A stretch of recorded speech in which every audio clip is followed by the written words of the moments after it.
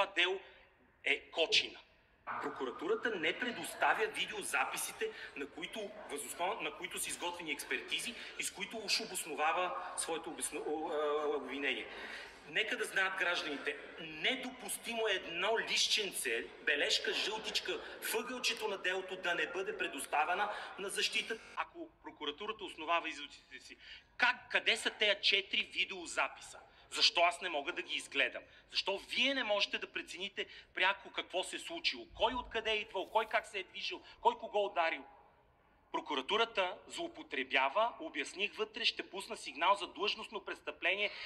Прокуратурата трябваше да разследва 2-3 дни, спокойно да разследва и тогава да решиш обвинява ли някого. Нека, защото това не излезе до сега в публичното пространство. На място извършват проверка на 3 лица, на младежите. Пускат ги с призовки, на които им казват елата утре в МВР. В 1:40 им дават призовките. Тези хора се прибират по домовете си. На другия ден, преди да отидат в МВР, да ги изчакат, да видят дали ще отидат, пак ако не отидат да приемат, че се укриват, те отиват и ги задържат. Що бързахте? Това е преиграване, вижте. И пак е важно да го разберат гражданите.